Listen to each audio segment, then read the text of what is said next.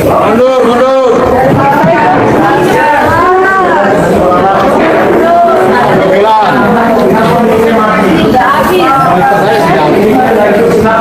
Senyum si Gibran.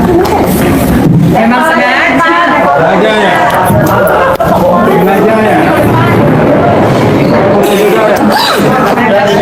Bapaknya mau ngomong dulu bentar ya. Ya, jadi ada peristiwa di mana KPU mengangkat kuasa baru yang jadi jaksa pengacara negara. Nah, saya keberatan kalau kuasa dilakukan dua-dua. Kan KPU udah nunjuk kuasa, sementara nunjuk juga kejaksaan. Itu menurut hukum acara tentang kuasa itu harus ditarik yang kuasa yang lama. Itu pasal 18, 16 KUH Perdata. Jadi setiap pengangkatan kuasa baru otomatis kuasa lama ditarik. Maka saya minta harus berlaku salah satu, yang jaksanya kah atau yang KPU-nya. Yang datang tadi siapa, Pak? Jaksa pengacara negara dan orang KPU. Apa kuasa hukum dari KPU? Pak, ini kalau bukan sampai double ya, ini Iya. kenapa dari KPU kan juga institusi negara, apa Iya. permasalahan tapi kenapa jaksa hadir permasalahannya? Saya permasalahkan begini, karena ketentuan KUH Perdata bunyinya begitu. Siapapun yang menerima kuasa baru, otomatis kuasa lama gugur, ditarik, gitu loh. Itu. Nah, Itu teknik mengundur-undur itu, Pak. nggak tahu deh, saya nggak bisa terjemahin gitu ya. Berarti yang permasalahan sebenarnya jatuhnya lebih ke teknik ya? Iya, itu Bukan ada tendensi gini. apa gitu? Kalau hukum acara itu harus tertib. Kalau nggak tertib bahaya. Nanti putusannya bahaya. Terus dia mau wakili siapa kalau gini caranya? Ya kan? Tertib beracara itu hukumnya mutlak. Harus. Gitu. Dengan adanya ini Pak, ini kan akhirnya diundur, maksudnya harus selanjutnya jadinya pemeriksaan sidang lagi dong, jadi bisa identitas lagi. Gitu aja. Ini peristiwa ini baru. Saya juga belum pernah alami. Nah, mungkin ada penetapan dari majelis besok boleh atau tidak ada dua kuasa ini. Itu kayaknya. Dua kuasa ya. Iya, dua kuasa. Hakim bilang ini penambahan. Saya nggak bilang nggak bisa penambahan. Kalau penambahan itu dari internal KPU boleh. Tapi ini kan kejaksaan. Masa kejaksaan sama KPU tambahan? Itu kan yang berbeda itu, ya kan? Pasalnya tadi pasal berapa Pak? Pasal 18, 16 KUH Perdata. Hafal loh saya. Pengalaman Bapak kenapa tadi mic-nya mati? Waduh, nggak tahu deh. Pak, pengalaman Bapak kalau banyak kuasa gini berarti takut atau apa, Pak? Takut ya? Waduh, masa takut sih? Mau ngadapi saya kok takut. Upaya selanjutnya apa yang dilakukan dengan Pak Palau selanjutnya Pak pada persidangan selanjutnya? Nunggu proses saja, ikut proses sesuai hukum acara aja. Ya, Jadi oke. ditunda minggu depan Senin juga. Minggu depan Senin juga jam yang sama, ruang yang sama, mendengar putusan pengadilan ini. Boleh nggak pakai kuasa dua kuasa gitu? Itu putusan. Iya. Terima kasih Pak. Ya, oke. Oke. Ya. Pak, ini mengingat kami sudah mendatangi Dikdasmen ya, bertemu dengan sekretaris Dikdasmen saat ini ya, Dr. Eko Susanto, yang mengatakan bahwa Gibran hanya menyelesaikan 2 tahun di Orchid Park Secondary School kelas 9 dan kelas 10 ya, dia harus mengulang ke kelas 9 lagi meskipun sudah lulus kelas SMP di SMP Solo ya, SMP Negeri 1 Surakarta. Di Orchid Park Secondary School dia harus mengulang ke kelas 9, kelas 3 SMP lagi, 2 tahun di sana sampai kelas 1 SMA ya, hanya sampai kelas 1 SMA, jadi tidak lulus SMA di Singapura. Masa Gibran nggak lulus SMA bisa jadi Wapres, dan 2029 saya selalu bilang, saya yakinnya ini orang pasti jadi presiden 2009 kalau rakyat nggak turun, jutaan rakyat nggak turun. Ya kembali lagi ya pada rakyat, saya rakyat biasa, kesini pun kami urunan ya bro, urunan patungan naik hiace. Jadi nggak ada, ini memang murni kehendak rakyat, keinginan rakyat. Lu yang besar. Jadi visi ini enggak kan badannya besar. Jadi nggak tahu ya. Saya udah pada titik hopeless. Katanya cari keadilan di pengadilan.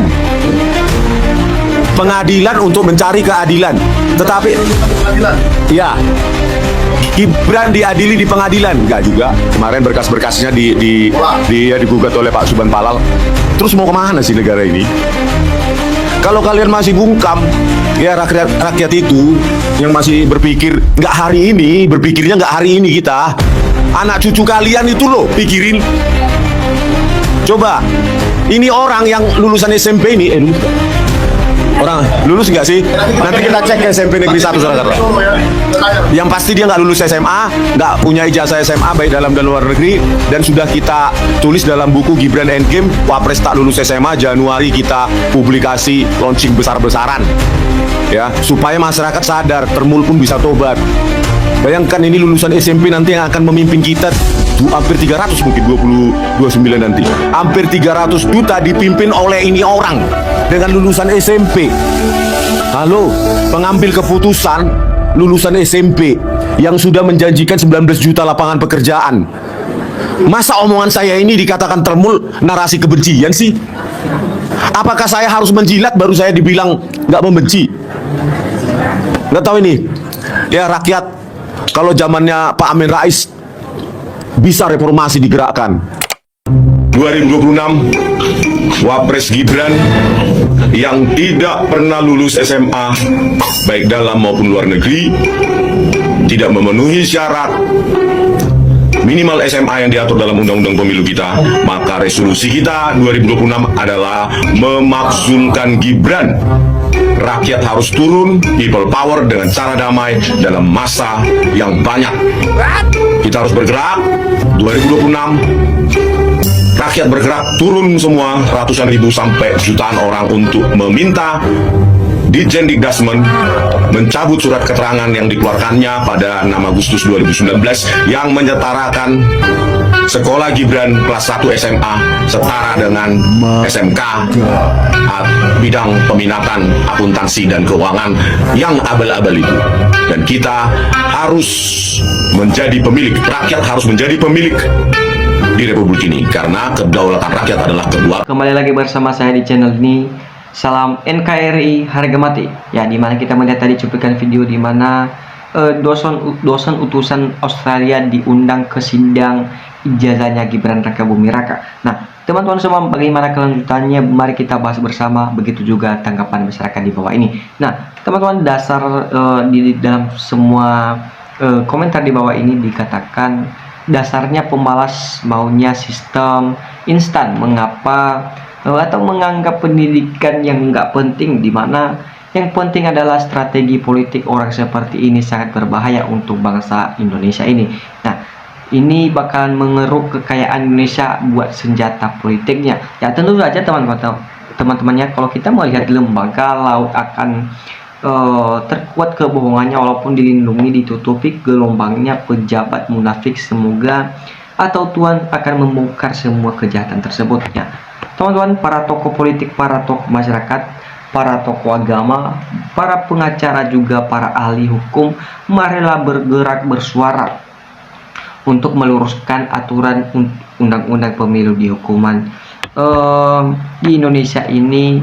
Jangan sampai Indonesia bubar aturan hukum di negara Indonesia ini. Ya tentu saja kalau kita pakai, emang susah. Indonesia ini jauh dari zaman dulu pengen penguasa negeri ini yang sekarang, ya bukannya polisi tapi jaksa, hakim, dan undang-undang sudah dibeli atau disetir mereka yang kaya dan yang mereka berkuasa. Nah teman-teman, dimana kita melihat ya Gibran ternyata tidak lulus SMA, miris anak presiden tidak lulus SMA tapi beraninya jadi wapres dan membanggakan dengan model bansos di beberapa daerah. Ya, tetapi semuanya itu kebohongan, tidak akan langgeng dan tidak akan berjalan langsung, akan dikalahkan dengan kebenaran. Tuhan akan selalu ada di orang yang benar dan takut akan Tuhan. Nah, tentu saja kalau kita bisa menilai manusia yang dipikirkan positif tidak akan mau menfitnah, menghina, mengolok sesama, sibuk mencari aib sesama. Ya, tentu saja kalau kita melihat bagaimana juga sungguh terang bendera penjelasan Bapak ini, kalau Anda mau jujur, pada diri sendiri, ada pasti nggak percaya Gibran tamat SMA. Ya, kalau kita bisa melihat kebohongan walaupun disembunyikan, suatu saat pasti akan terbongkar. Nah, di mana Allah tidak tidur, maha melihat dan maha mendengar ya. Tentu saja teman-teman, kalau kita melihat masyarakat sudah yakin bahwa Pak Prabowo Subianto ini tidak akan terpilih lagi, sebab Pak Prabowo salah satu pendukung Jokowi, di mana Prabowo pembohong bukan pembela kebenaran ya.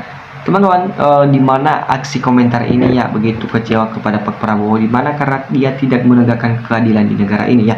Tentu saja Gibran sudah jelas melanggar UU KPU, tidak punya ijazah. Sekarang Gibran ijazah SMP, masa Indonesia sebagai jiwa yang direndahkan martabatnya ya. Teman-teman semua, di mana kita melihat ya aksi ini sangat sedih kalau mengingat para pahlawan kemerdekaan NKRI ini. Dulu mereka berjuang untuk kemerdekaan negara Indonesia. Nah, sekarang kok mereka berjuang untuk kepentingan atau diri sendiri atau keluarganya.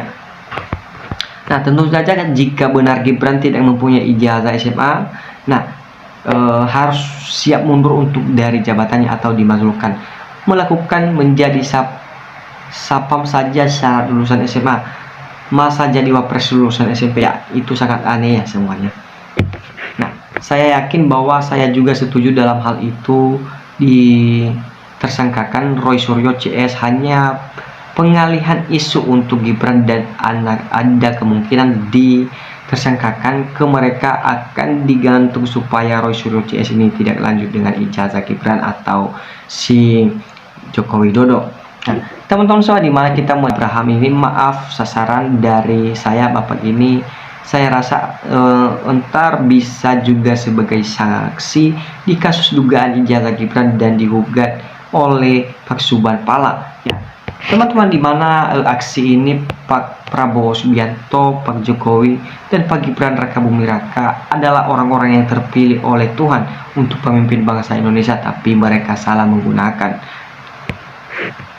Nah, ini yang ditakuti sama Mulyono, jangan sampai ijazah anaknya kebongkar, makanya Roy CS buru-buru ditersangkakan melalui polisi ya. Tapi jangan bangga dulu karena si Susno 2J turun tangan untuk membela si Roy CS ya. Teman-teman, miris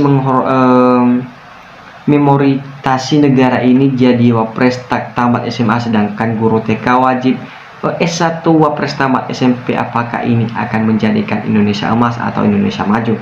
Nah, kalau kita ibaratkan, biarlah pemerintah saja bekerja, siapapun pemimpinnya, kita fokus pada bidang masing-masing ya.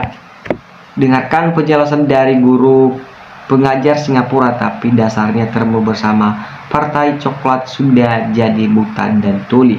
Nah, teman-teman semua, di mana kita melihat banyak sekali tanggapan masyarakat kita di bawah ini sangat ingin menunjukkan ijazahnya atau keaslian ijazahnya si wapres kita saat ini, Gibran Rakabuming Raka.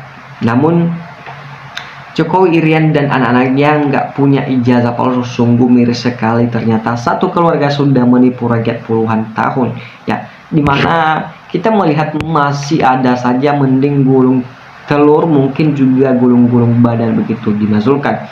Nah, teman-teman semua, di mana ya kalau negara ini Indonesia punya nenek moyang, mungkin semua rakyat cari kebenaran apa-apa ditangkap ya. Kalau ijazah palsu ya mau dibuat asli, lihat ijazah foto, dibuat juga ijazah foto atau fotokopi.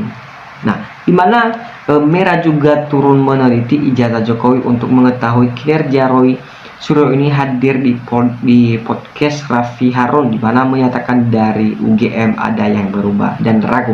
Nah, teman-teman semua, dimana kita melihat aksi ini sangat begitu ya kita apresiasi ya, atau kita berikan dukungan kepada mereka yang berjuang mati-matian. Nah, teman-teman semua, sekian channel kita hari ini, kita akhiri. Jangan lupa tetap tonton atau berikan tombol notifikasi, atau jangan lupa berikan tanggapan Anda di dalam komentar.